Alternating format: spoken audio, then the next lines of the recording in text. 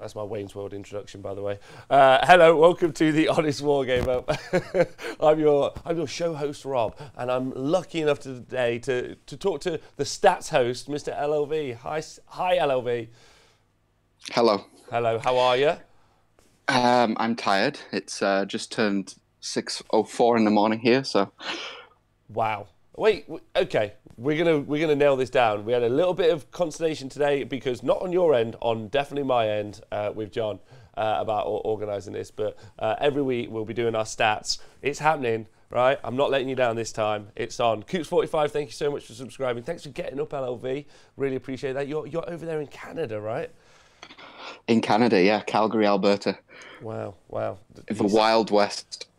I feel like I'm dressed for the. I feel like I'm dressed for it.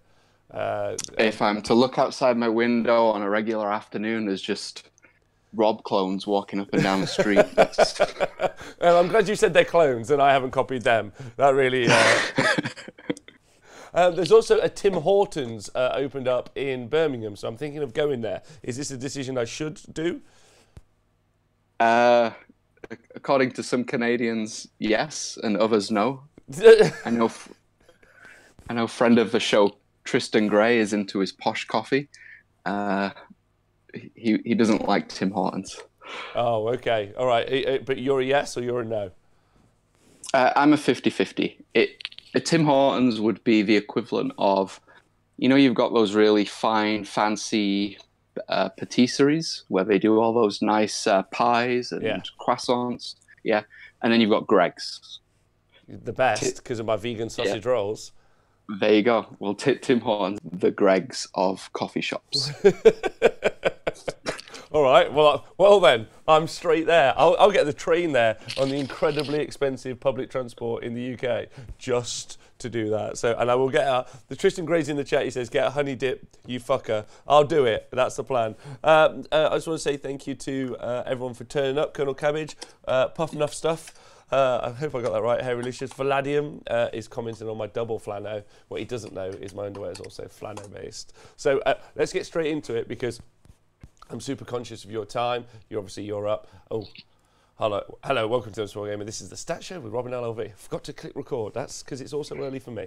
Right. Hi, the Wandering Rogue. So we're going to talk about the stats. So towards the end of December, I got quite caught up with the show and some of the other stuff we did. We launched the website. It all got a bit tense, but we're back now. And we had a bit of a dry season with stats coming in.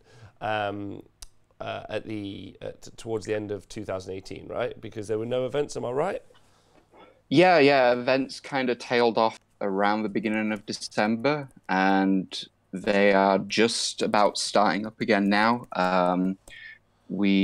I haven't had the chance to plug them in yet because I haven't had some results back, but we will be plugging in the Painting Masters, which actually was a 5-game match play tournament. So I have all of the pure wins for that event, and spoiler, Iron Jaws won 5 games. Wow. What? Wow. Okay. Iron Jaws won 5 games, yeah. But I don't think they took the event down because it was heavily comped, but as pure wins, Iron Jaws 5-0. Which in the future we would like the stats to be pure wins based, right? As opposed to soft score. Because if it's soft scores, you could probably win your own event if it's soft score orientated. It's possible, yeah. But do we want that to happen? Who knows? But we'll talk about that in the future. All right, so we had a bit of a slowdown, but that's exciting for the Iron Jaws people in the world. It must be like, that's giving them some, I think, false hope, but that's quite cool. It could be false hope, yeah. It could be the start of the brand new AOS 2.2 season. If our last season was 2.1 pre-FAQ, this is going into 2.2 now. Mm-hmm. Yeah, this is the start of a new season, which is, I think, is why it's good to recap what happened the first 6 months of AOS 2, kind of talk about that, and then look at it look at the next 6 months of AOS, because obviously we've got at least one new battle tome out. We had the FAQ, although that changed very little realistically. So some of these trends may carry through. But obviously, from everything we've heard, Skaven Battle Tome on the way. There's a bunch of Battle Tomes that are coming out. then it could really change the shape of tournaments going into the next 6 months, right? And we've got some big ones coming up. Obviously, we're going to CanCon to do the live coverage there. There's the UK Masters tournament happening as well, not long either. That's not really that impactful, apart from like the quality of the players there. But on a broad scope, it won't obviously change the stats in particular, but it might be interesting like matches. What do you think about those coming up? Yeah, there's lots of good events coming up. The plan is to get a list up somewhere. So I've been beavering away in the background, talking to TOs that will talk to me. Yeah. And the ones that have agreed to help provide some numbers for us, I'm hoping to get a list up of upcoming events that will be included in the stats. So a bit of promo for their event. If people have events and are listening to this, get in touch. We'll give your event a shout out with dates and things, and then we'll get all the numbers into the stats. So we can reach you either, as you can see, the Twitch Twitter handle at LLV_Damien is there in the chat. Sorry, on the screen, and if not, we'll include it in the show notes. Hello, Mr. Hector, Tristan Gray, Hellstorm Dan, it's fine. And Mick Wendell says FEC Battletome pretty much confirmed with it going completely out of stock on the Games Workshop website. So yeah, wow. I think that's pretty much confirmed as well. So that's Skaven and FEC really soon. That's exciting. Yeah, a lot of changes coming. Someone made a really interesting comment to me actually in back and forth. A friend of the show, Laurie Huggy Wigbit, I think is how you say his name. The Wigbit. But the Wigbit himself, he mentioned a lot of the dominance of some of the top factions could have been to do with unfamiliarity with them. So once people play these Idoneth Deepkins, and once people play against Daughters of Khaine, that they develop a strategy that they can beat them going forward, which I found was an interesting point. So I think that will also play into AOS 2.2 now, because the FAQ hasn't changed anything. It's really given players, they know their enemies now. So you can actually start to build your list and hone your strategies to deal with some of the problematic ones. So I'm 50-50 on whether that's going to impact it too much. I think a powerful army is still a powerful army. So I guess we'll see in 6 months' time. That's one of the nice things about having stats. We can track these things now. We don't have to just work on conjecture of what is doing well and what isn't. So I'm looking forward to that as well. And again, like you can like all love to Nick Thompson from WS10. But if you gave and he's a fantastic general as well. But at the time Nick won the heats with the Squigs, it's just an army that shouldn't win on all but paper, and it does give you hope. You can roll outside the box, you can get great matchups, just everything can go your way. Now Nick also would have played blinding games, so I just want to make sure I'm putting that set in stone that I think he's a great player. But I don't think the army was very optimal at all, especially in at those times, and there were things that were pretty heavily good around that time. So the conjecture, if you will, sometimes can definitely be orientated around a single event. If we take 40k for example, in 40k there was they had the Nova tournament, and the same kind of like mixed Imperium army did particularly well at that one event, and there was a bunch of them. They all placed quite high. But then since then, they've won almost no tournaments, that singular army build. But people still call it the list. The Castellan Imperial Knight and a bunch of Catachan Imperial Guard. So like their references is list. And if we look obviously at the AOS stats, if you look at like Ben Savers, Daughters of Khaine, you would effectively say that's the list, because it's lost 2 games in a ton of different matches over the past 6 months, and that's it.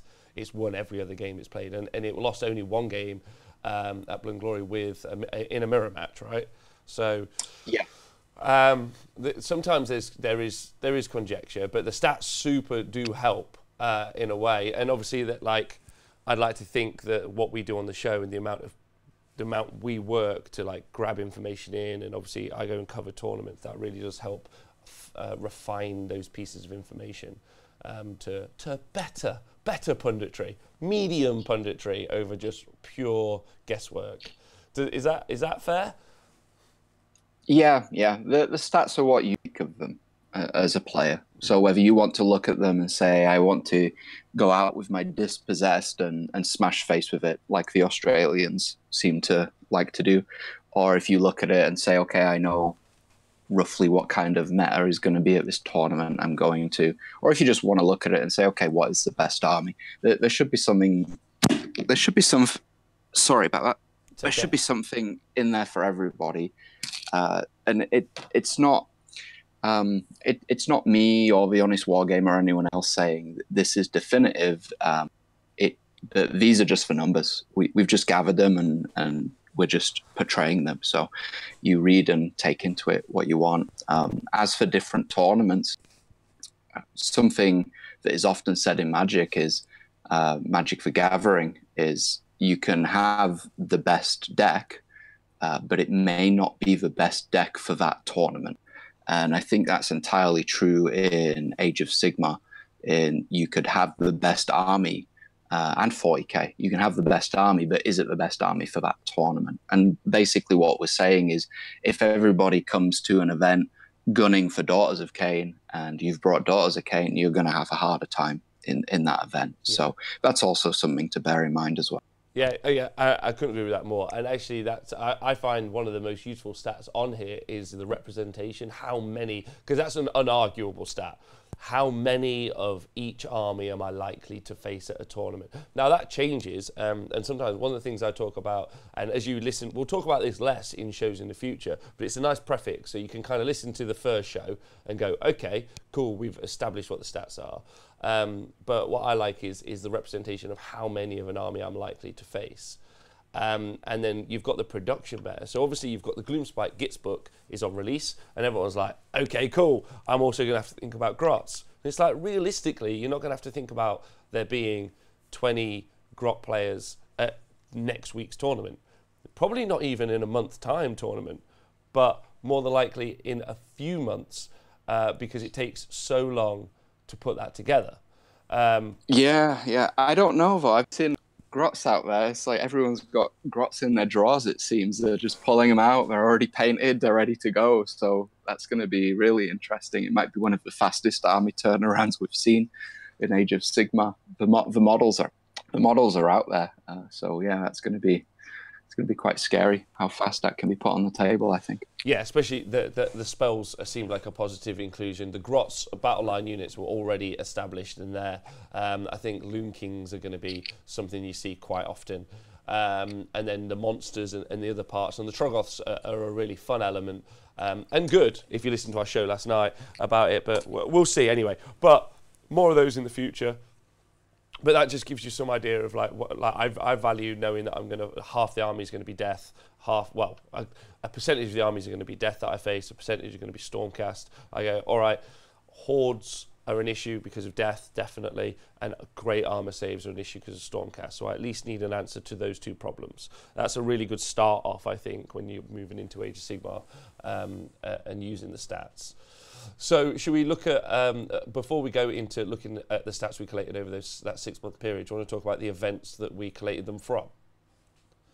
Yeah, do you have the image there? There should be an events table kicking around somewhere. I do. Maybe. Yes. Yes, it's a blue table with... Got it.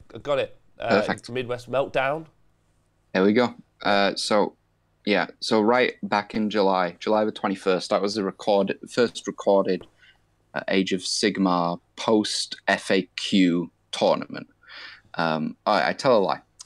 Midwest Meltdown was right on the cusp of the FAQ. What was interesting was it was ran by playtesters. So Midwest Meltdown's FAQ was essentially the FAQ that was released the week after. Right. So with the exception of the spell portal. So the spell portal change from AOS 2 into AOS 2.1 wasn't in effect for Midwest Meltdown. And I think that's why we saw a preponderance of Legions of Nagash. Yeah, wasn't it a first, second, third for Legions of Nagash? First and second, third was Sylvaneth. I think fourth and fifth was maybe also Legions of Nagash. It was, heavy weighting. Very heavy weighting. Yeah. Oh, go Sylvaneth though. Just sneaking in there. They're just like, don't care about ghosts. I'm a tree. Yeah, just one. Yeah. And that They was ain't no back saps. when. Yeah, they don't care about death. Yeah. So that was back when Sylvaneth was running the Dreadwood as well. So that was also interesting.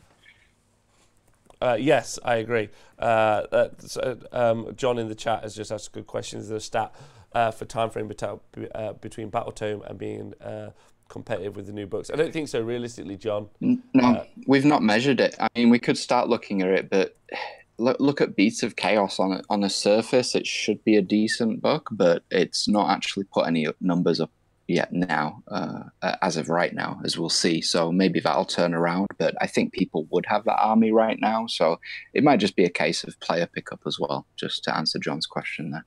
Yeah, it is about like it seems like everyone in the world is going to do a Gloomspite Gitz army. Beast of Chaos though, I feel like it's the same thing. It's a horde army, but it doesn't really have necessarily. It's an interesting book. Like when we did the review, Zangor heavy, Zangors are strong. They've got a bit of an odd allegiance ability, which is kind of quite difficult to use and doesn't really affect much. And then obviously you've got the Great Phrase, which is kind of their storm hosts, but then they really pin you into like command traits and a bunch of other stuff, and that really doesn't sit well with players, because obviously they like to pick what they're picking for the purpose they want to pick it from. So yeah, I think the Beast book hasn't really caught the imagination of people, but that because it's still fairly new, so we could see something in a couple of months. I still think Four Chimeras is a thing. I've been saying it before, and the Bell Taurus is one of my favorite. Wildfire Taurus is one of my favorite spells. So we might see it. Hopefully at CanCon. That'd be fun. Yeah, definitely. So, yeah, getting back to the events, Midwest Meltdown happened right as AOS 2.1, as we will call it. That's AOS 2 with the patch of the FAQ, which is what all these results come from. And then we went into the Bobo, which I think Honest Wargamer was your guys' first coverage as well, which was fantastic. Oh, thanks very much. Yeah, it was. It was cracking to be able to finally get out there and do the job.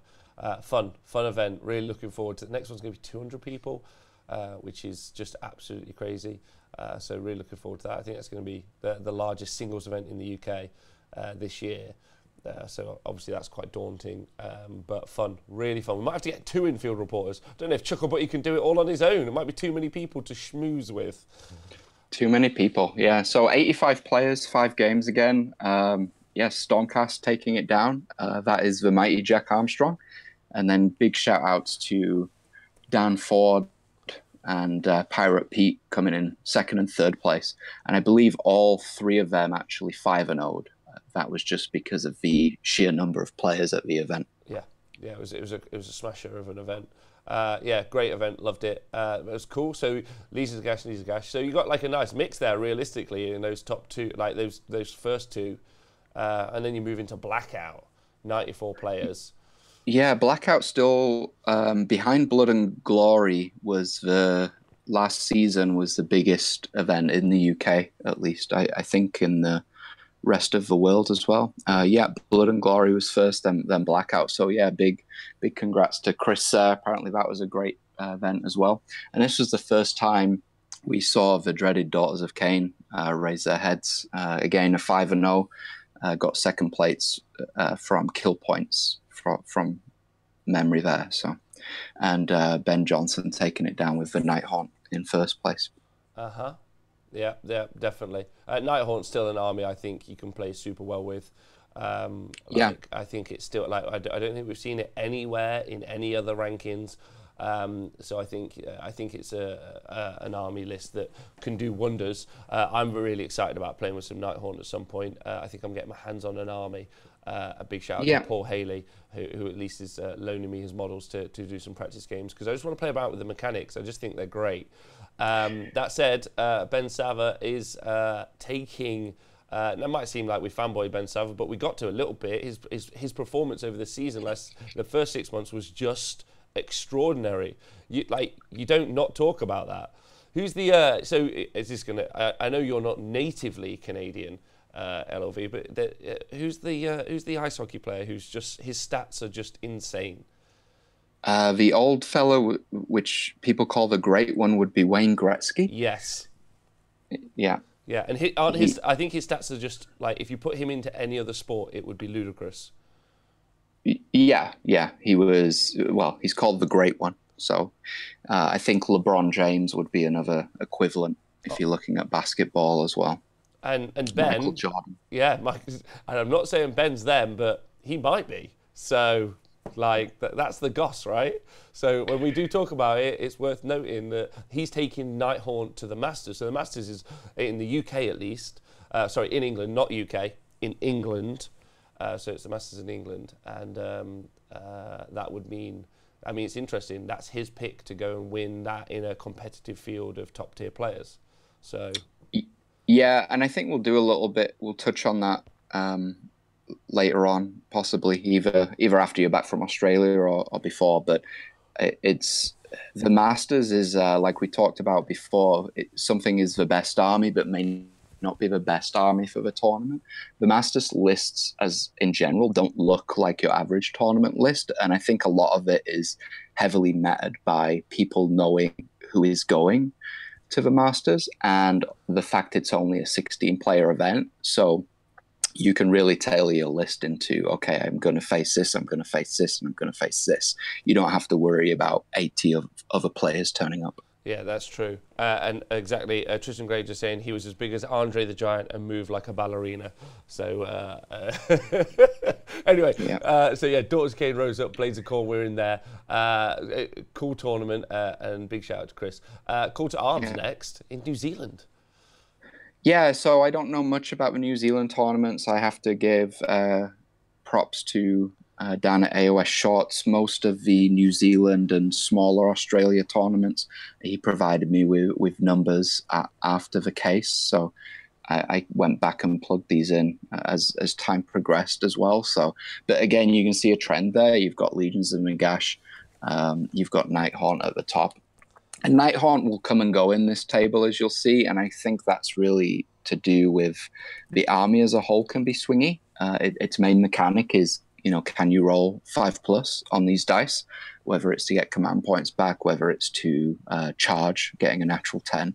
So when you've got an army that is dice dependent, it's going to be one of those. It's going to go 5-0, or it could go 1-4. So yeah, I think the Nighthawk army is going to play a lot like the Moonclan army to a degree, where and I like it. There are somewhere when the dice go your way, like you get a big 8 to cast, 10 to cast, or a 10 to charge.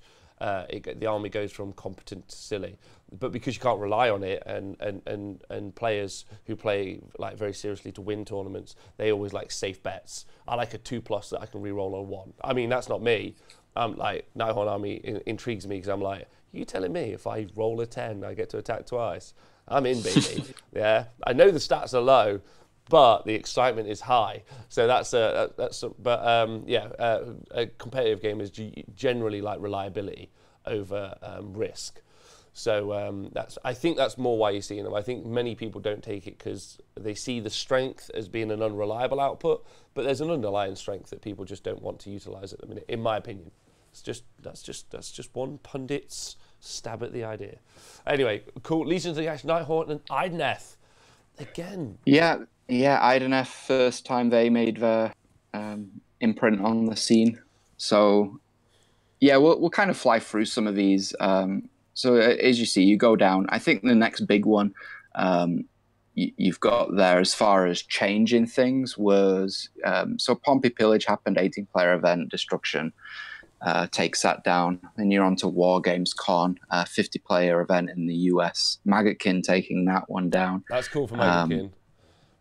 Yeah. And then Maggotkin started the season doing quite well, as you'll see, and then it kind of tailed off, but we can talk about that as we go down there. So, and then, Bone Splitters and Moonclan. So just a totally, looking at the rest of the results, just a left field result set out of War Games Con.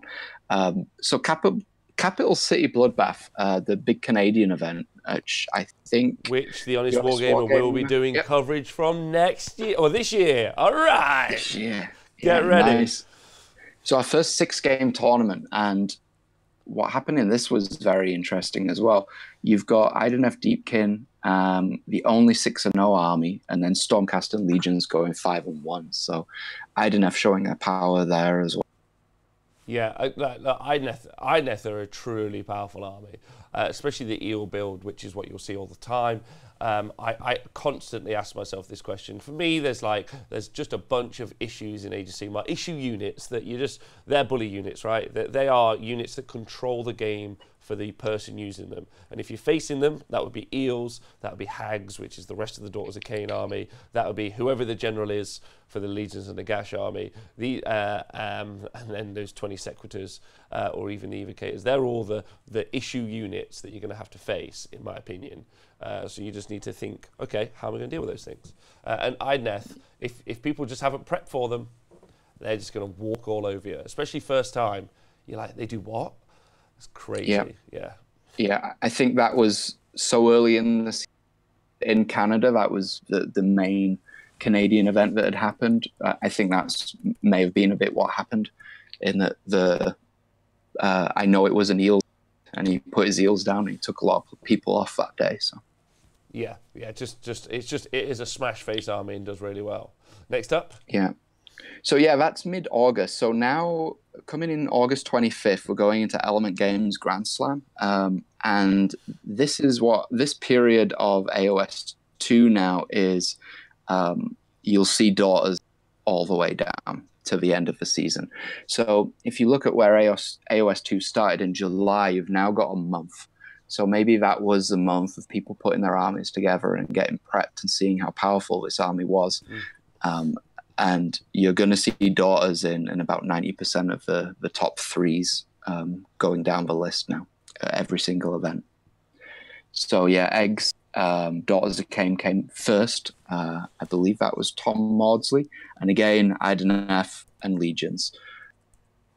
And that was the Element Games Grand Slam. At the same time, you had happening 42 players. And an odd left field, Disciples of Tzeentch came first there. But again, Daughters of Cain second, Legion of Gash third.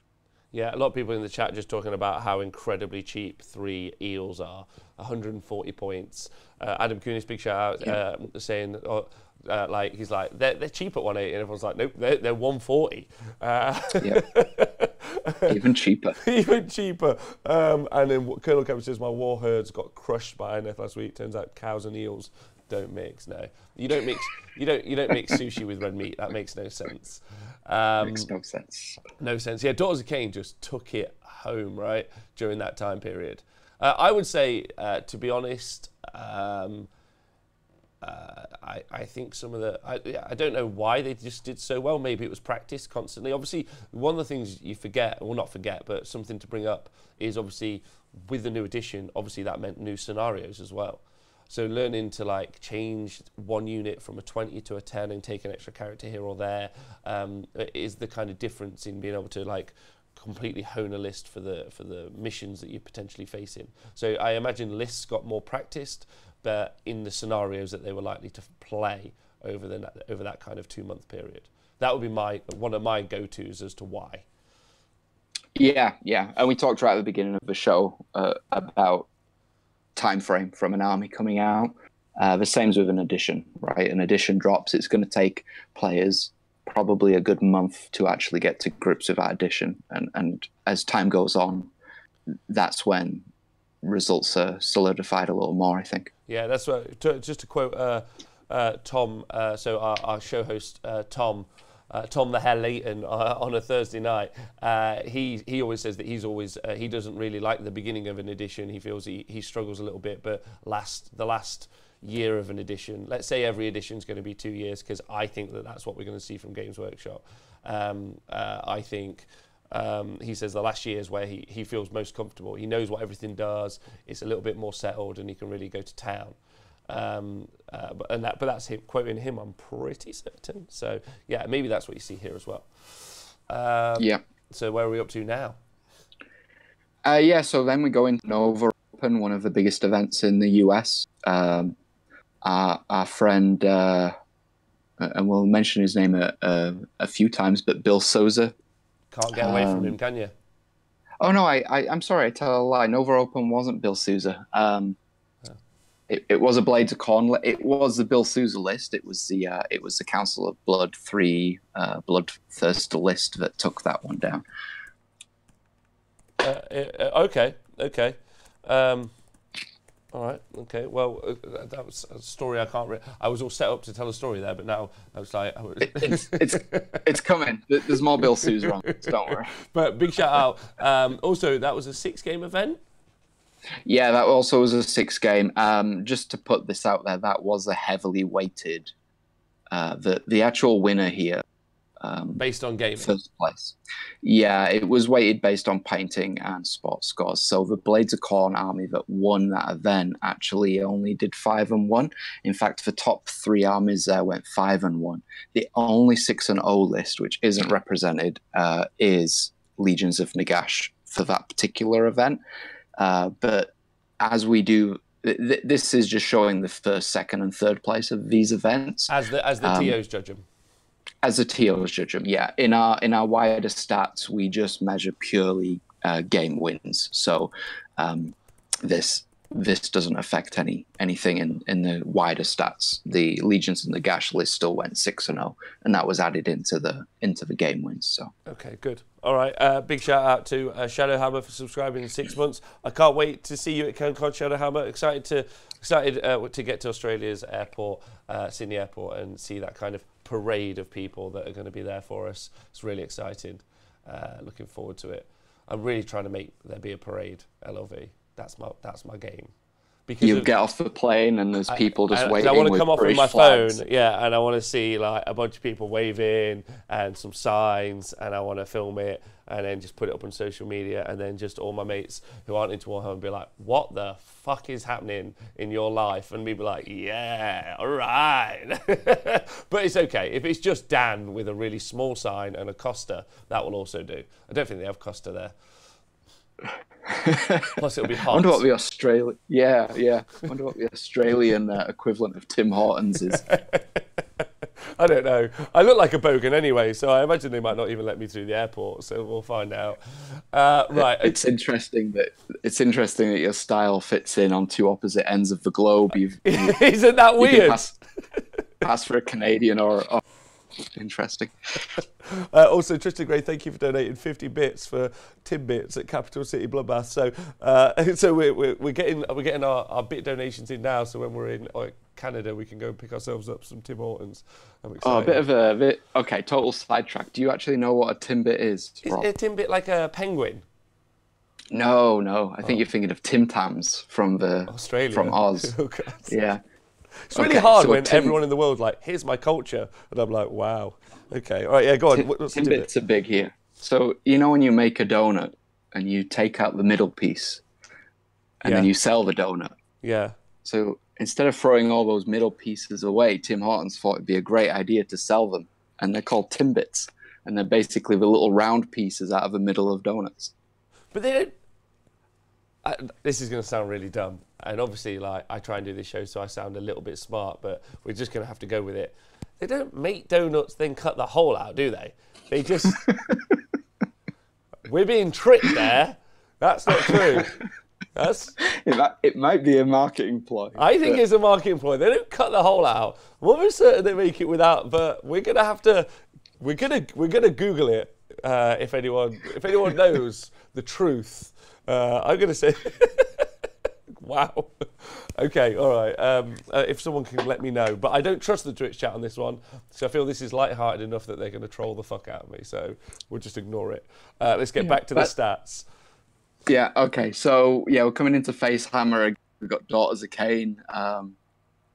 Wrecking Face at Facehammer with a 5-0. Big shout out to the Destruction player in second place, Mr. Grot Terror's Donal himself, I believe that was, with his mixed Destruction list. And again, the dominance of Daughters of Cain, not losing a game at an event. Yeah, just smashing, right? Yeah, our first Japanese tournament now. All right. The Rising Sun, first and only. It was actually Japan's first ever AOS tournament as well. Big shout out to those guys then. Big, yeah. I believe it's happening this year as well for everybody. Details on Twitter, We I'm don't mind sure. coming out to do the coverage, just saying. Y- So if the Yeah, guys there at you Rising go. Sun are listening, we would love to come to Japan. Yeah, So let us know. yeah. Go out to Japan, do the coverage, and watch Caradron take the whole tournament down. Yeah, like I think a lot of people, including me, think Karajan Overlords maybe didn't get those bonuses, but actually, over the past 6 months, my opinion has definitely changed. I think most armies could do really well in AOS. I think Karajan Overlords have some builds. They've got running and shooting 120 shot army builds, like, which is just pretty daunting. Yeah. I mean, they can't necessarily take a punch back, but I really do think that there's a Karajan Overlords army out there. I will try and like put a list up and stick it on the Honest Wargamer. That's what my job this week is to just refresh honestwargamer.com and then put up a bunch of army lists myself. I'm just like, this is what I'm thinking for this army and stuff. So look out for them. But yeah, I think that's a good shout. I know it's a small grouping, but Yeah, only 22 players at that event, yeah. but it's still a win nonetheless. So, and it's the only Caradron win or top 3 or even top 10 in the whole of the recorded stats that we have. So, All right. big achievement. Yeah, massive achievement. Yeah, I think it's awesome, and I really hope to see those numbers grow. It'd be really cool. So yeah, it's just wicked seeing the diversity of armies. Places out there. Armies less diverse. Yeah, exactly. Yeah, and then our first recorded Australian tournament happened the week after. So now we're reaching the 29th of September, back end of September. There, we've been playing OOS for a good 3 months now. And Daughters of Cain, Maggotkin, and Stormcast. So Daughters of Cain came first again. Yeah, they did. Over in Australia. So, and what's interesting is because we're dealing with different nations here, seeing the same armies in different countries is always interesting to me. And that's highlighted the week after back in the UK. We've got Angel Corps happening, and Daughters of Cain again came first. So you've got Daughters of Cain taking down Australia.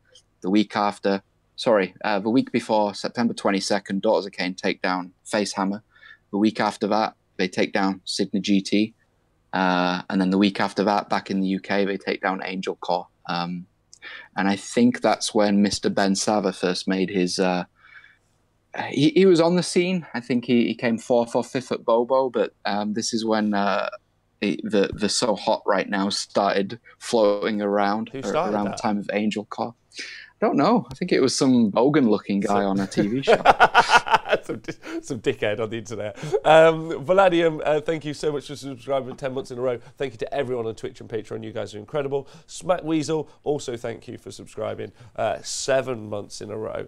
Wow.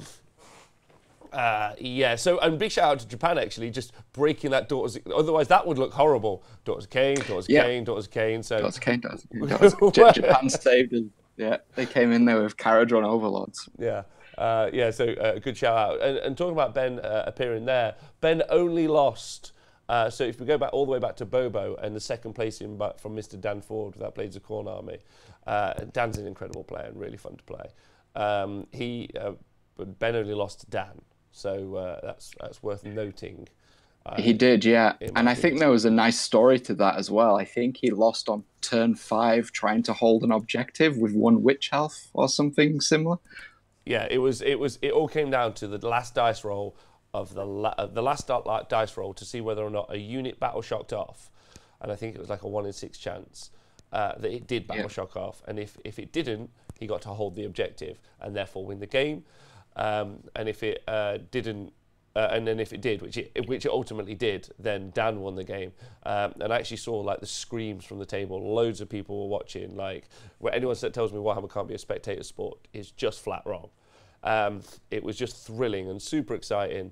And I think Dan said it was one of his most favourite games of Warhammer he's ever played. It was like it was just tense, but looked awesome. So yeah, really cool. Yeah. So yeah. So that weekend of Angel Corps as well, we also had 2 other tournaments. One in Sweden at 37 players. Disciples of Tzeentch took that down. But again, you've got Legions of Nagash and Idenef 2nd and 3rd. And then we're into the USA, Chaos GT, and Stormcast Eternals taking that down, with Legions and Flesh Eater Court taking up second and third on the podium. So which is like just rare. Yeah, exactly. And then also Notorious Hammer in New Zealand.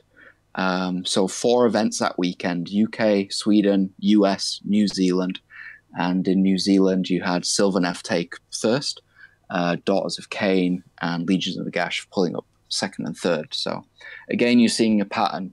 Daughters of Cain in the top 3 of every event outside of Sweden there. So I think it's really interesting, actually, that we've seen the Disciples of Tzeentch army up there, because a lot of people, I mean, their dominance in AOS 1 is legendary, realistically.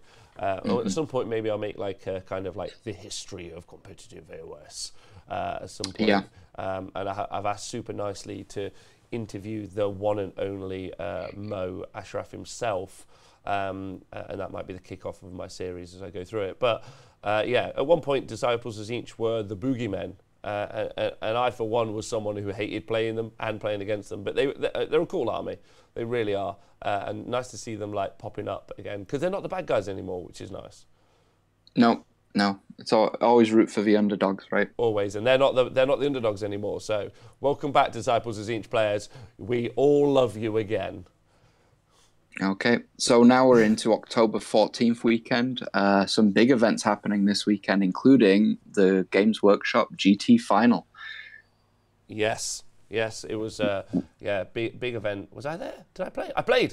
I believe you was there. I believe the GT Final was notorious for the fact that there was Ben Sava being so hot right now, and also the final itself was so hot right now. Yeah, yes. Absolutely, yeah. It was really warm on the first day. It's phenomenally warm, like ungodly warm. And I imagine Australia is going to be warmer, but it didn't need to be that warm. But yeah, Ben won it, which was amazing, and it was like it was just lovely to see someone who'd been like working really hard and just had a great weekend. So that was fantastic, and that was a big win, because it was a 6-game tournament again, right? Yeah, 6-0 undefeated. Just come off the back of his win at Angel Con, so now he's 2 tournaments undefeated at that point, 11 games in a row at highly competitive AOS as well. And some can argue that the GWGT final, despite the number of players being large, you've got things like Masters happening later on in the year, which are all the best players distilled down. No, the most successfully performing players.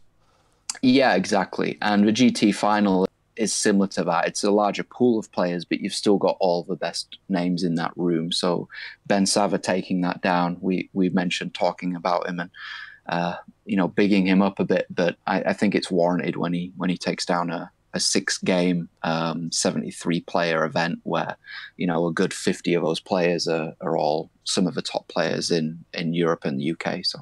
Yeah, absolutely. That's why we're talking about the Gretzky analogy, right? We're not saying that he is the Gretzky yet, but he could be the Gretzky, and that's why he could be the Gretzky. As can or it was 50 Gretzky potentials inside that room, right?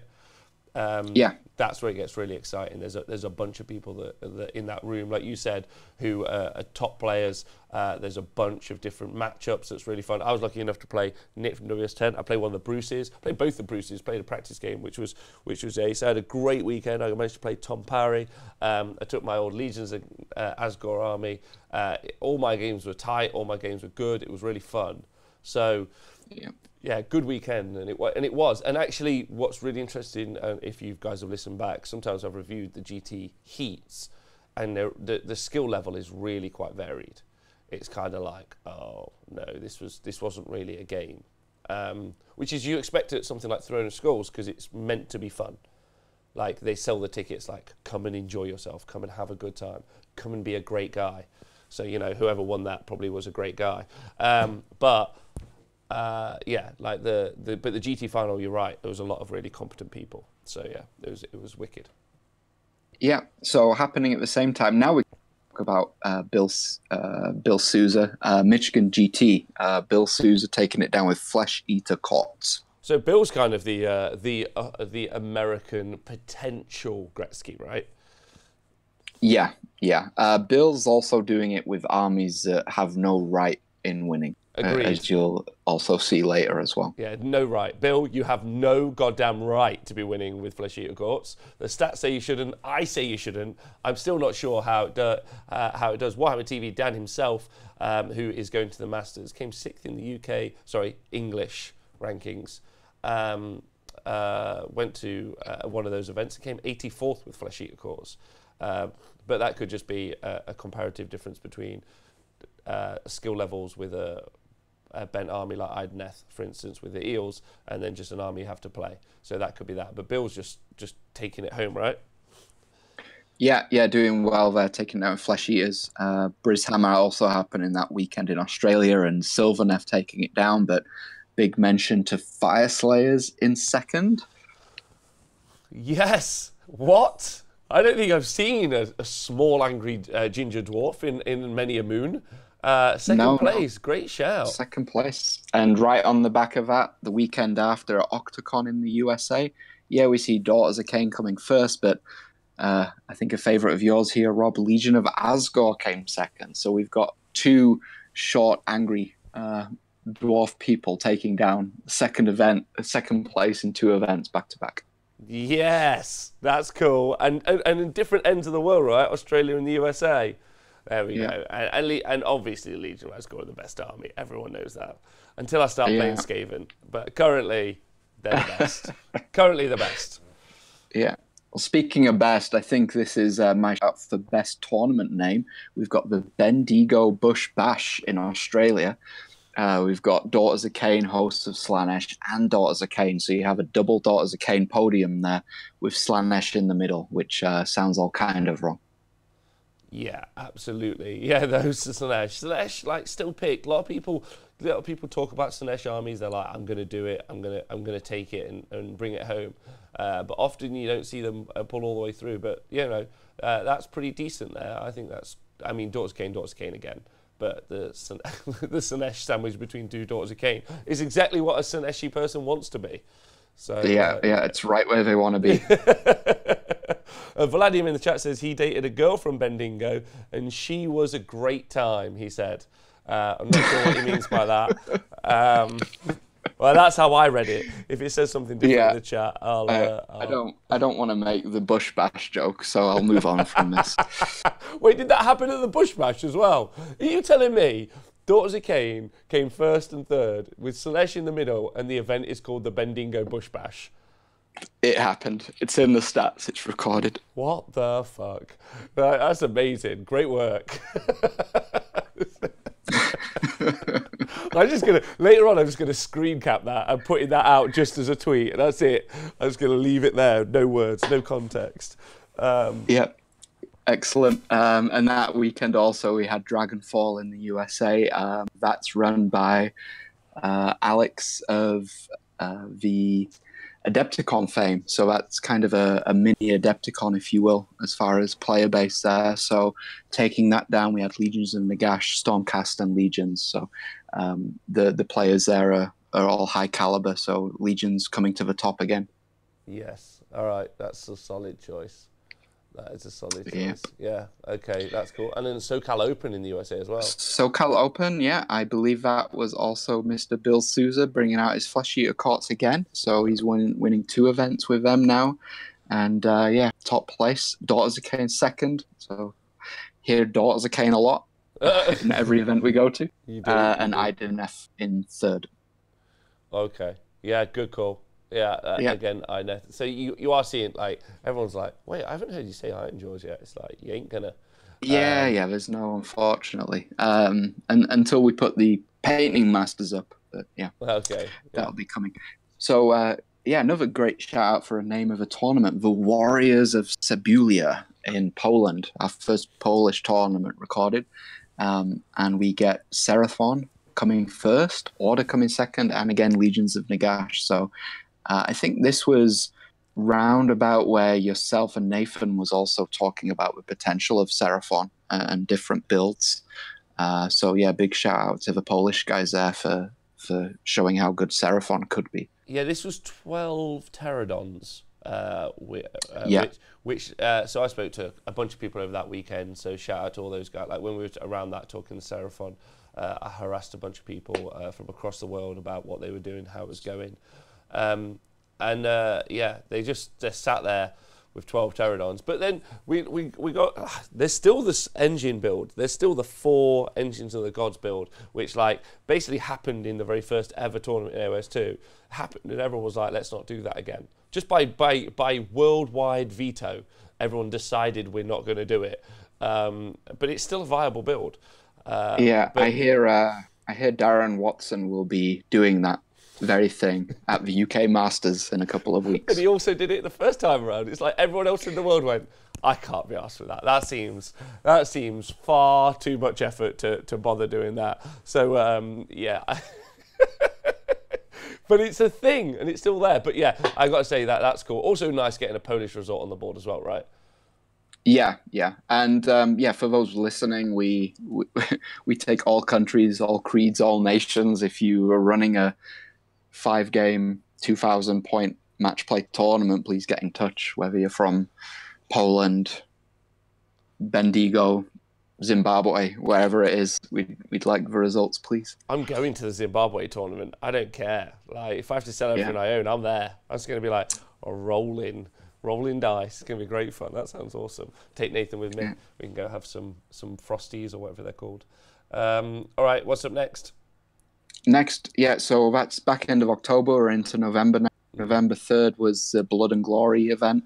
Largest recorded Age of Sigmar 2 event so far. 166 players.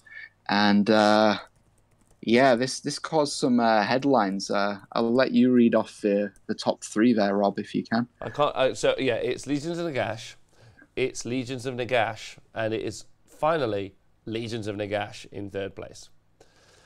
Yeah, and we talked about it on the show. You can go back and listen to it. And really does kind of like it, and I hope at this stage you do really get to the end of this conversation so far. Well, when you get there, you'll be like, you guys have mentioned Legions of Nagash and Daughters of Khaine a lot, and it's because they are just really solid, and it's all around that 1 CP. I'm going to bring back 300 points, and if we look at Seraphon, we talk about that list we just talked about where you can summon units back. Summon units onto the battlefield. Yeah, you can add extra units on, but effectively this is the same thing that Legions of Nagash do. They add 300 points a turn for a command point. Potentially, they do that 5 turns in a row. But if they only do it twice, so they basically replace a destroyed unit, then that's 600 points you face in. 2,600 points versus 2,000 points. You're going to have a hard time. If I asked you to play that game before, like I said before, do you want to play 2,600 points versus 2,000 points? You go, no, it's ridiculous. But that's what's happening when you're playing Legions of Nagash armies at the minute. What did you think of that result? Yeah, I thought it was interesting. I saw a little bit behind the scenes because I had the matchup results, and what was interesting for me, which a lot of people won't know from looking at this result, was there was actually 4 Daughters of Khaine players all on 3-0 going into day 2, and they all played each other in game 4. So out of, I think, 6 Daughters of Khaine players at the whole event, 4 of them went 3-0, and then that number was cut in half by the fact they all played each other on day 2 in game 4. So you only had 2 Daughters of Khaine players going forward into that 4-0 bracket. So it could have been a totally different result had that pairings not have happened. And out of 166 players, talking about statistics and odds, those 4 Daughters of Khaine players playing each other is quite incredible, really. And put your tinfoil hats on if you want to, because the end of that sentence. Daughters of Khaine aren't broken, right? Well, not if you make it so that they play each other. That helps. I think maybe that's the inference that could be being made, but we'll leave that one as it is. Maybe, I don't know. That's hot goss, potentially. No, to be fair, the event was run Best Coast pairings, so I think it was all just done automatically. To be quite fair to Blood and Glory there, no tinfoil hats, but it is just it is just a crazy result. I was for going to that lead happen. into it. You were leaving me there hanging, and I was just going to leave into it. But that's fine. Yeah. So, but again, Legions of Gash just dominating the field. But I do have to say, I would love to have watched those Daughters of Cain matches. But the reason is I really do think that mirror matches might be really exciting TV. Now I know it sounds like it isn't on paper, but we did a Drukhari fight versus Drukhari fight. So we did the LCO live stream coverage this weekend. You can watch it on YouTube or watch it back on Twitch, any of those things.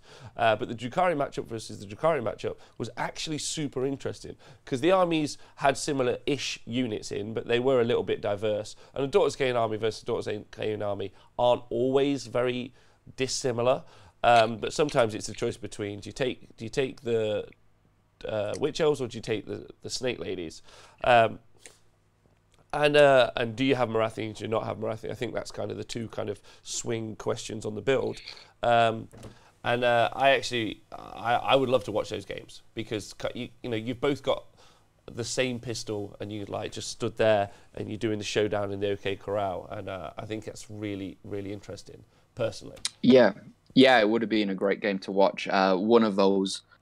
One of the 3-0 players that did get knocked out during that round was the mighty Ben Sava, losing his first game of AOS in, I think, like 20 games or something crazy. So, and he lost to another Daughters of Cain player, which was apparently a close game. That isn't very Wayne Gretzky of him. No. He lost the mirror. That's not Wayne Gretzky. That's the moment you become Wayne Gretzky, in my opinion. But okay. So, interesting event, obviously really busy. 166 players, not the 200 that was touted, but 166 players. And obviously there. Okay, let's move on. Let's rifle through. Yeah, rifling through. Got Aegon in the UK and the Boys GT happening, both November 10th. Aegon, we've got the familiar face of Daughters of Cain, Legions, and Daughters of Cain. So talking about the blood and glory, that could have been a similar podium had those Daughters players not played each other, but it happened at Aegon. So that's that. And then the Boys, Blades of Khorne coming first. But now let's guess who played Blades of Khorne during that event. That would be Mr. Bill Souza. Almost. It was even better. It was Bill Souza's protege, Alan Baramovich. Can you have a protege if is he a master? Like, I think so. I think so because wow, you're calling it. He's the Gretzky. He is. No, he's the Yoda. I think. Like he's. Oh, okay. He's just controlling evereverything, right? Oh, no. Does that mean Adam's? No one wants to be Luke. You kiss your sister and you just have a really boring time. That's not. Oh no, poor Alan. No. But yeah, Alan Baramovich is a known 40k player in those neck of the woods. So he's been taken under Bill's wing, it seems like, and took it down with the Blades of Khorne, which again was a bloodthirster build. I think we mentioned the other Nova Open winner with Blades of Khorne was also that bloodthirster build. Oh yes, it's the Mortal Wound Bomb from the Bloodthirster of Incessant Rage. So that's been kind of FAQ'd, WhatsApp FAQ'd. If no one knows what that means, it's fine. It's been, but effectively it was doing a ton of mortal wounds. Really interesting. Okay, cool. And that Wonder Boys, that's cool seeing the Blades of Khorne army up there as well, because they are really against it, because effectively, if you're looking also, with the exception of Japan, and again, big shout out to Japan, and the Sylvaneth win in Australia at Brishammer, there's not a lot of armies there that really have ranged threat.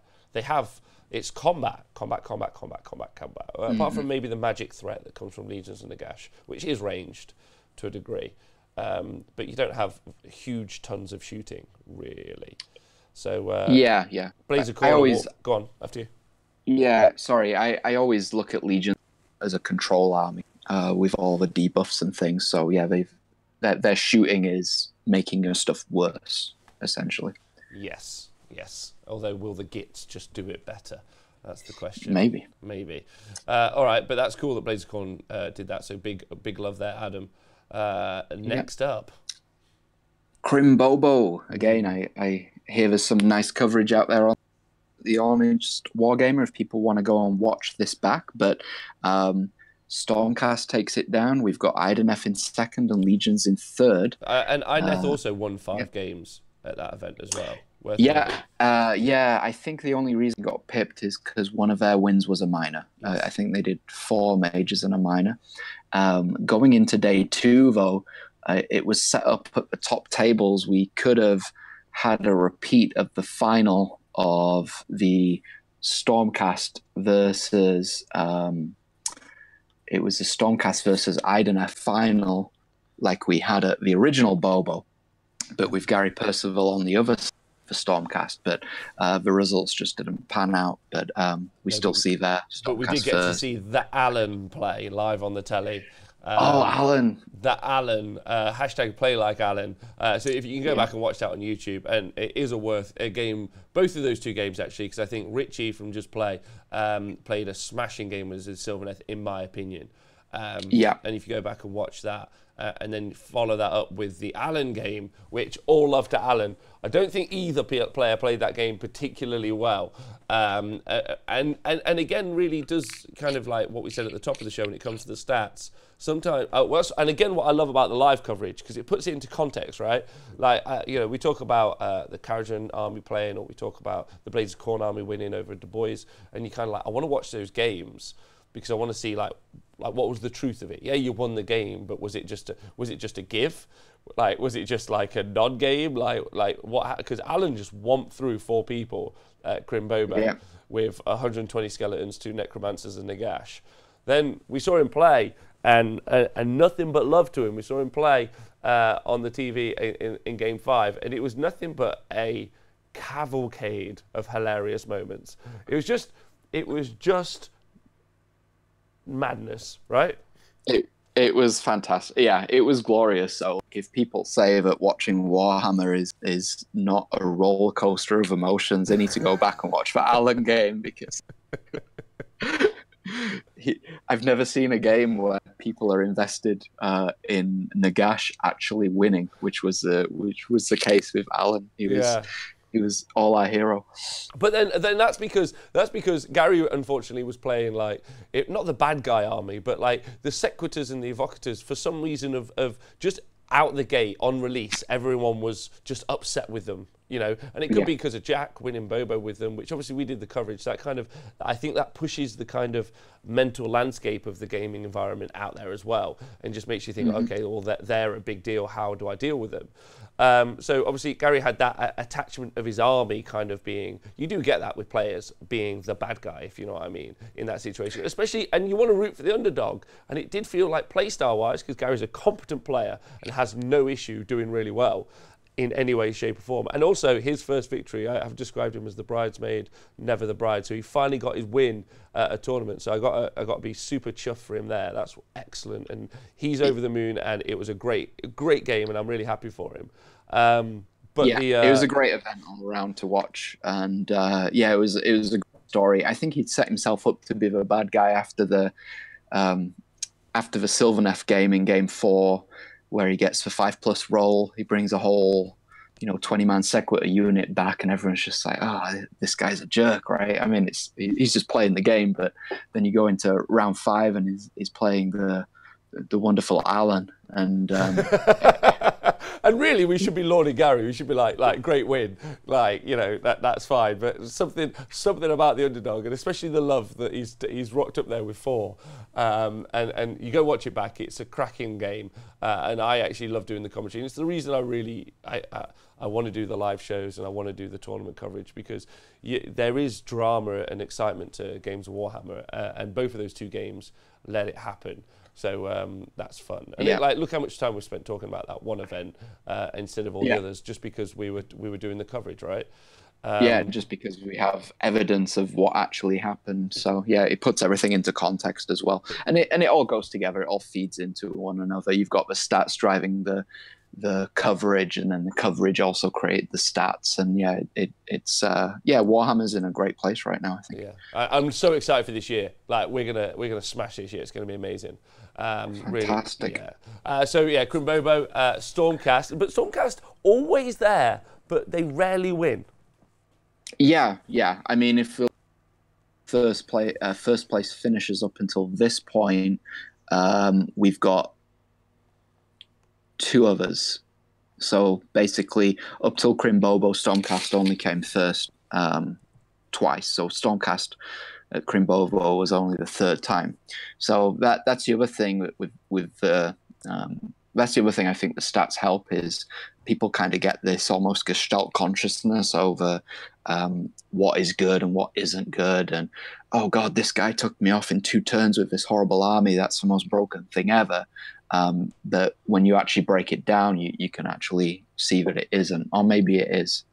But at least it gives you some point of reference on what's going on in games of AOS. I agree. So Sweden. Yeah. So Sweden. Yeah. This was Jonathan's tournament, the Kriegslunten GT. I think they was calling it the biggest event in Europe. Yeah. The UK was what it was. Now that's the issue. That exactly, was his continuous joke. That was his continuous joke. And 56 players.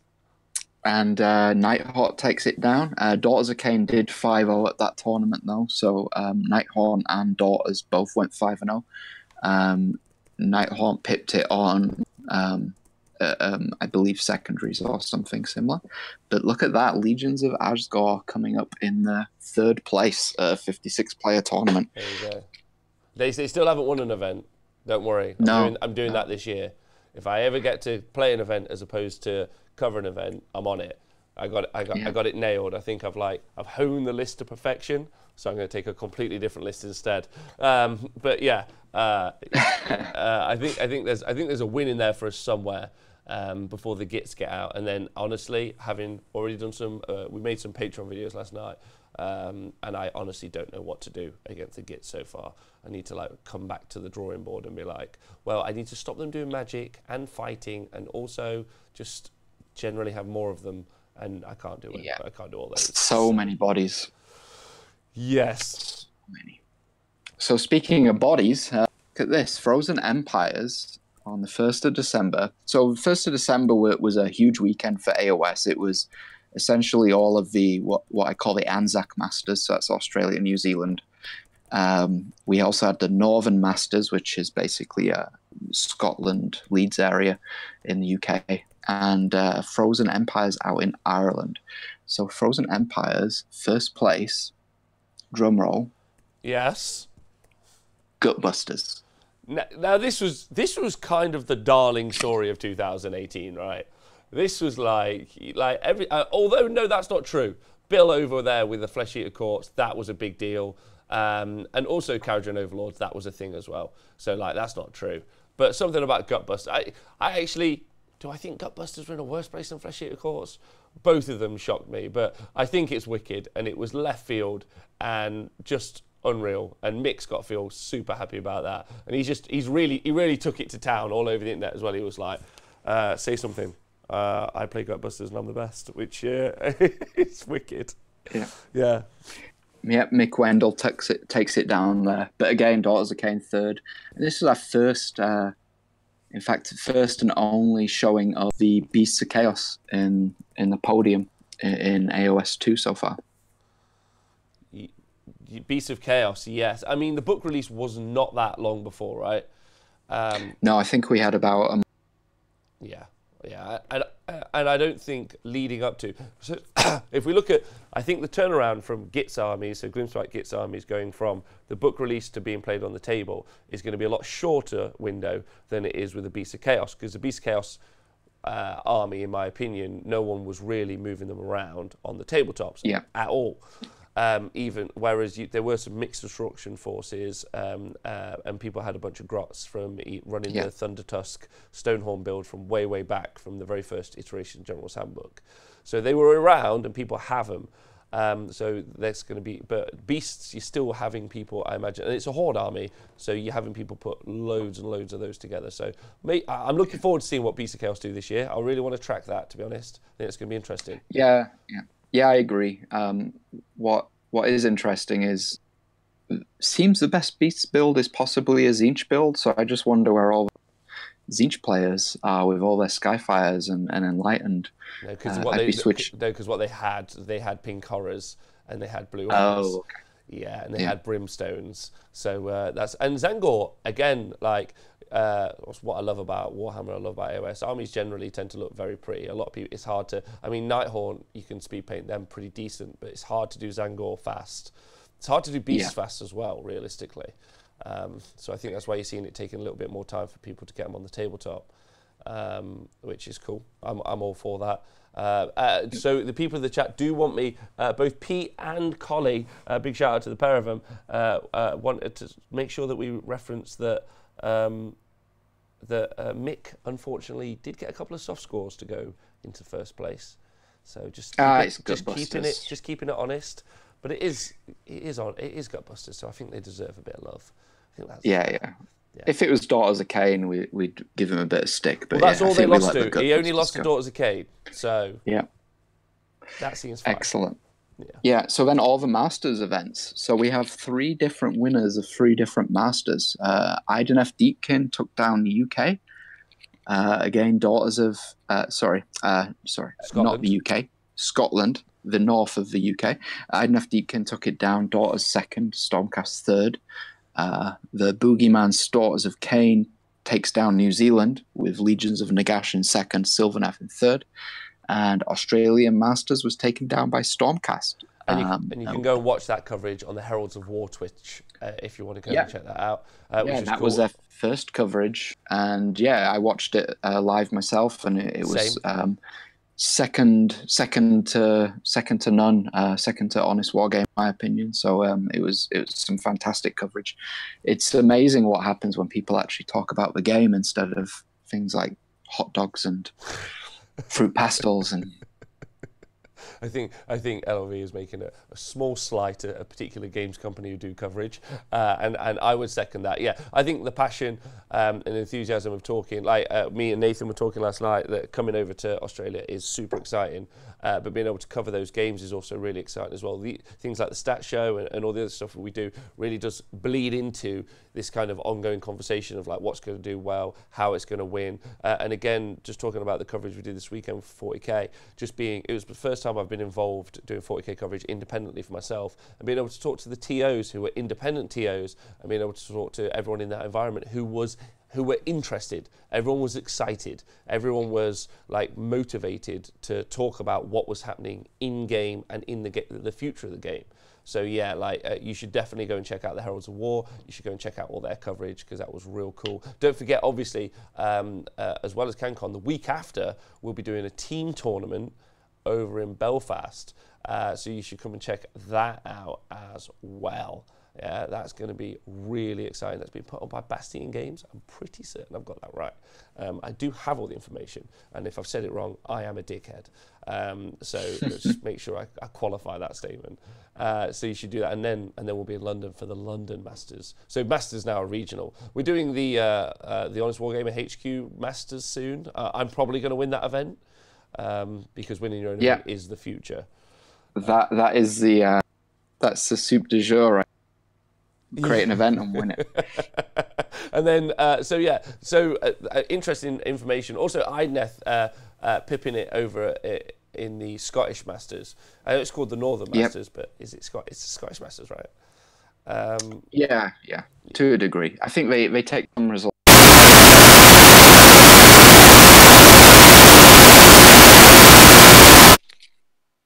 Hello?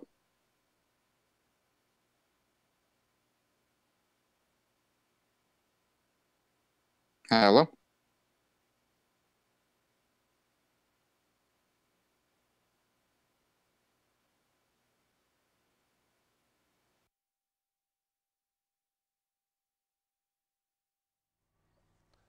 My apologies, everyone there, and to you, LLV. My mics just seem to keep dying. I need to get dodgy batteries. I need a new battery supplier. I know. I'm very sorry about everyone's ears. RIP everyone's ears. That's terrible. I'm just gonna. This battery. In fact, so we use rechargeable batteries, but it's the second time in 2 days they've died. So I think they're gonna have to be thrown in the bin and buy some new ones. So sorry to everybody there. Yes. Let's go back to where were we before I blew everyone's ears out? Just wrapping up. Yeah, just wrapping up the Masters, the Northern Masters. I think we were saying it was the Scottish Masters, but I know they have a lot of players and results coming from that Leeds and Newcastle area as well. All right. Okay. Good. All right. Solid. Yeah. So respect to everyone's ears. I'm so sorry, but at least it woke you up, you know, and also would have made you jump at work, which is funny. Yeah. I'm not. What are you doing? Nothing. I'm not doing anything bad. That's right. Sorry to everyone. And also a positive victim in the chat saying Ulster's dance floor best be warmed up. That's obviously Darren Watson, the best dancer in Age of Sigmar apart from me. Excellent. Yeah. So that basically brings us to a wrap. That's AOS 2.1 over with, and we're going into AOS 2.2 coming up. There's been no events. There's been some small one-dayers and some team tournaments up until now, but I think the first major events are going to be starting these coming weeks. So that will be really interesting to keep an eye on. UK Masters and CanCon both being English Masters and CanCon both being some of the first events to start the season off. So one of the most prestigious events as far as people qualifying, and the largest event in, I think, Age of Sigmar history. In Age of Sigmar history, and the guys that run that event must be over the moon. So does the Australian, and the Australian community themselves deserve a huge shout out. Built that on themselves, had no support from Games Workshop. They've done it all off their own back. The price of their hobby is higher than anyone else pays in the world, even if you're taking like comparative pricing versus wage. So like those guys are like absolutely performing. The hobby's really cool. They seem to have, they've got like a thing for gaming etiquette and how they do, which is something I'm gonna not only push but laud, I think, over the next year. And I think it's going to be a consistent, like, you're going to get bored of me hearing it. I'm just going to say it. You're going to get bored of me hearing it. Bored of hearing me say it, but I think I'm going to push it. So I think those guys deserve like a huge round of applause, and I can't wait to do the coverage. Yeah. Yeah, I can't wait to be watching it. I'll be here with my notepad and pen recording all the results. That's how we get these results, by the way, everyone. I have a piece of paper and a pencil, and I write everything down. Nice. I actually have a chalkboard over here where I just make insane graphs. They mean nothing, yeah. But one day I'll upload some of the graphs for you. Can we quickly touch on some final stats before we talk about what we're going to see in the future? Because I think one of the most important stats, which you guys can see here on the screen in this left-hand column, is the meta percentage. So this is how often you see these armies at tournaments. And what might be really interesting is to not only to keep this going for all of AOS 1, but potentially start the book again in 2019, just on this particular part. Because I think knowing what armies you may face gives you a really good indication of how you're going to have to build your armies to play against them. And I think one of the really interesting parts here is we've talked about Daughters of Khaine a lot, but they only represent 5.1% of the meta. So what we mean by that is if you were to go to a 100-person tournament, 5 of those players are going to be Daughters of Khaine armies. But they win 76% of all of their matches, which is just bonkers. Just there's no other ways to describe it. It's bonkers. So if you've ever beat a Daughters of Khaine army anywhere in the world, well done. You're the 24%. Yeah, and there is always that. I get a lot of people saying, "Oh well, I've beat Daughters, or Daughters aren't too good, and they don't need fixing." But that's fine.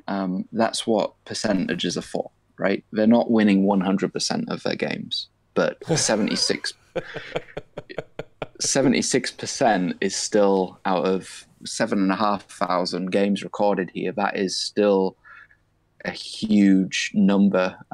If you're comparing it to other games, you'd be looking something like Magic the Gathering. A deck would be considered broken if it was consistently putting up 60% win. League of Legends, any champs that break the 60% mark, there's an issue there. If you take F1, top race at the minute, it's got a 50% win rate, which is really quite high. Football or American football, anything pushing tournament season winners usually push around the 60% win rate. And that's the top end. Those are the champions. So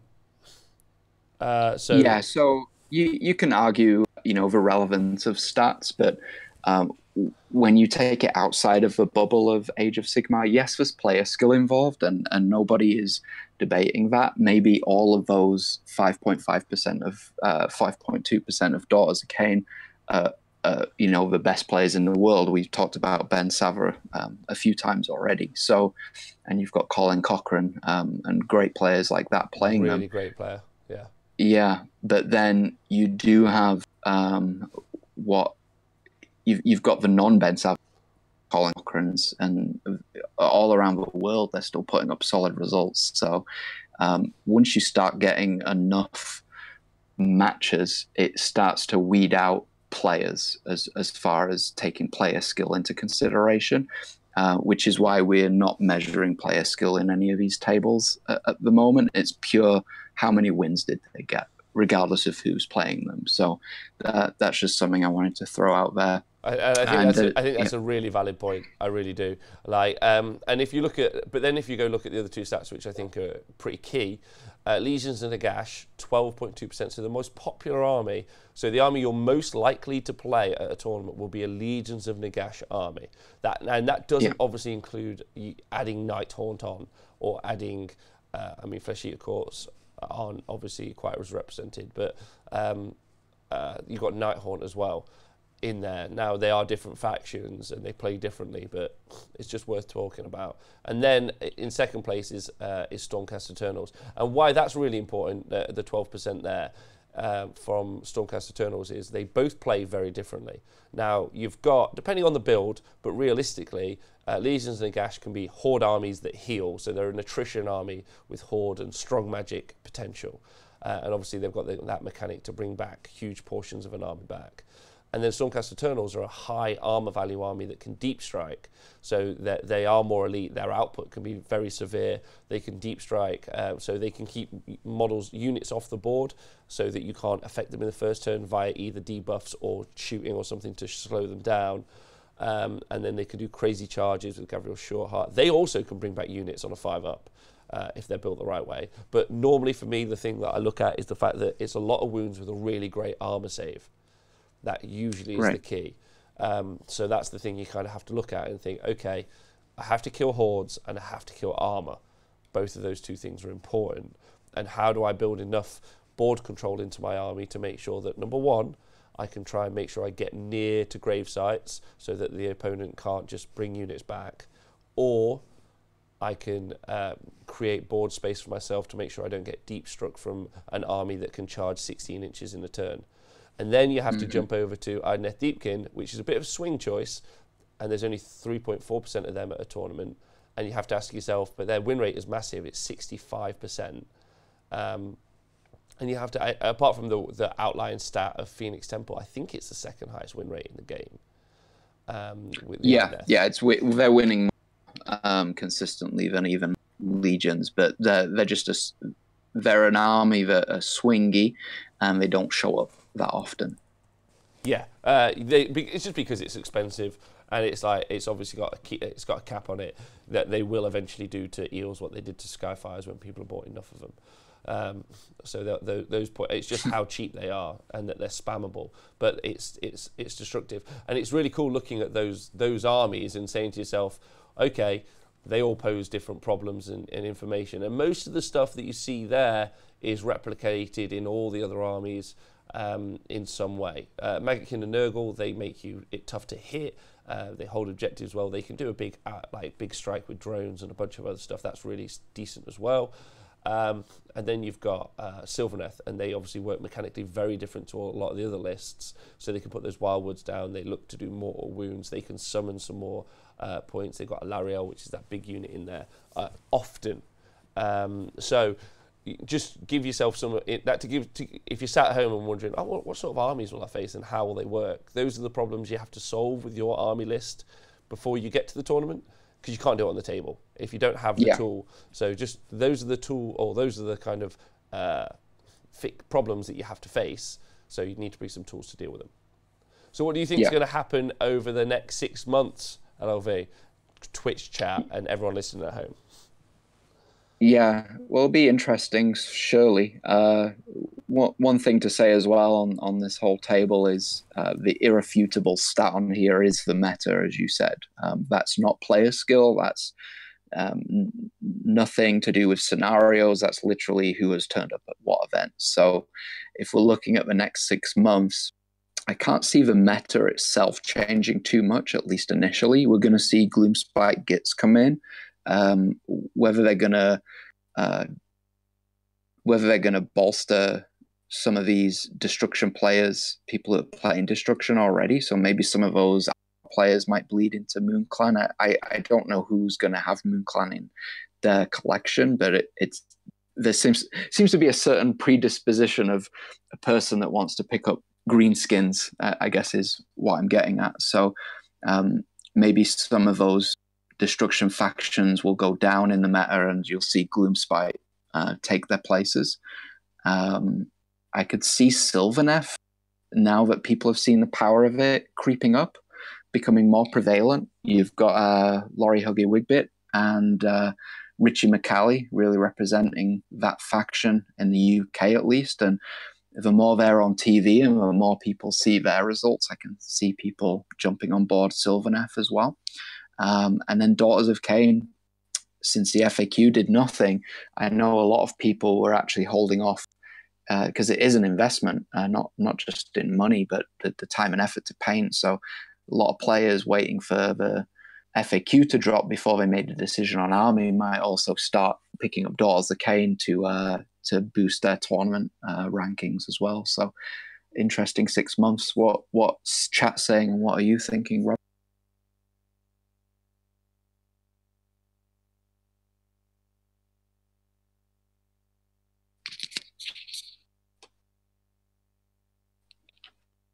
Hello? Am I dead? Oh.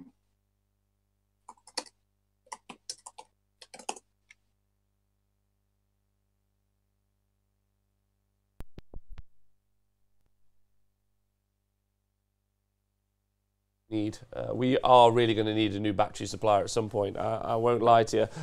So yeah, the chat is saying that you should all be able to hear me again now. I'm pretty certain. Can you hear me, Mr. Oh, there we go. There we go. It's okay. I went off on a big 5-minute ramble. No, I heard it all. Don't worry, I heard Excellent. it all. I heard it all and I loved it.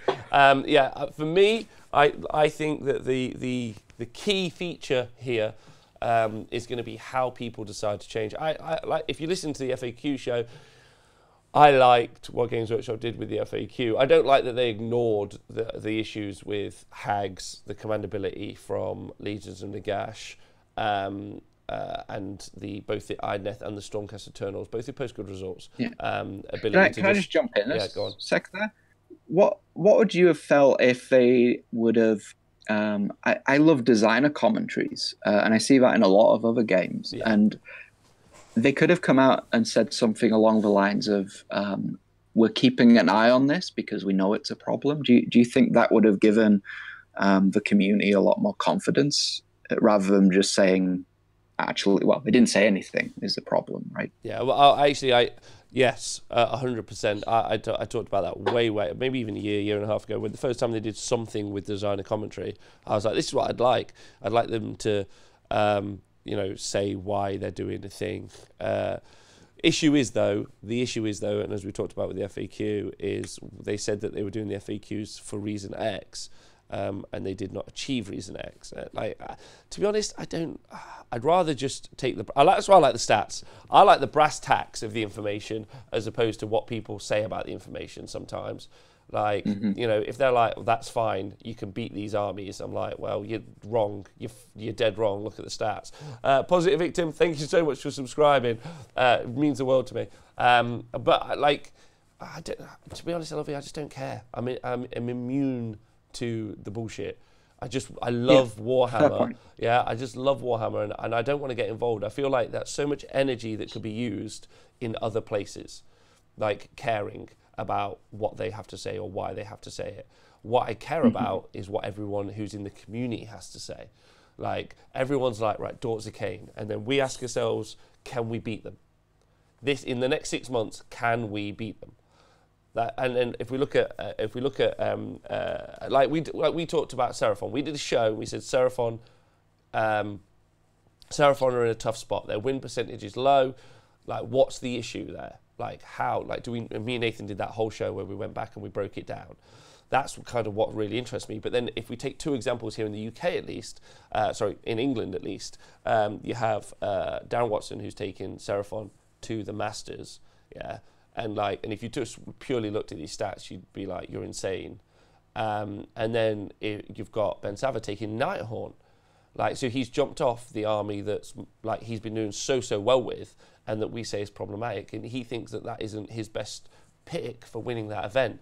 And I know that event's a little weird, a little odd, but I think what it's going to come down to is people busting stuff outside. We've talked about there being no shooting for the past 6 months, effectively.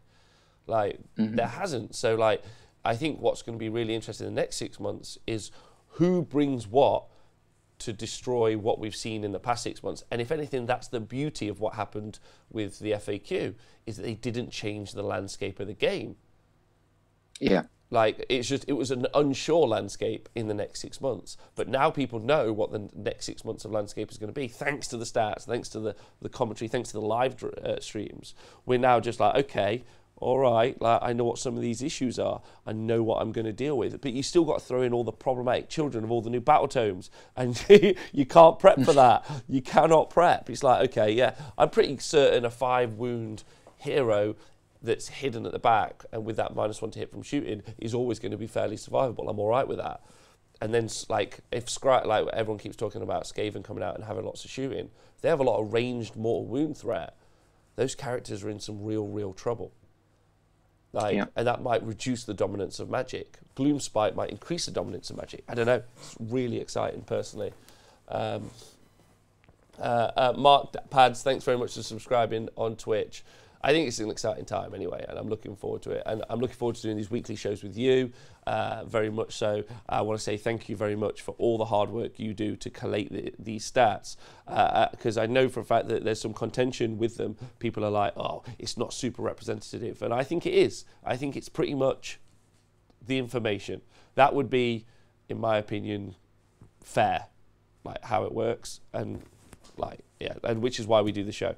Because I'm like, this is helpful for people. I find it helpful. Well, at Twitch chat, I hope you find it helpful.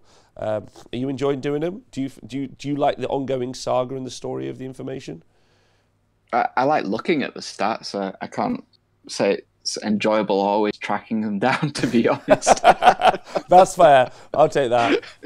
But, you know, if they need doing, they need doing. And yeah, I've been getting some help here and there, so anybody else that wants to help, please do. And events as well. It's easier if events come to me, obviously, and if they're using a decent spreadsheet or a decent app, tabletop tournament organizer, best coast pairings, that makes my life a lot easier.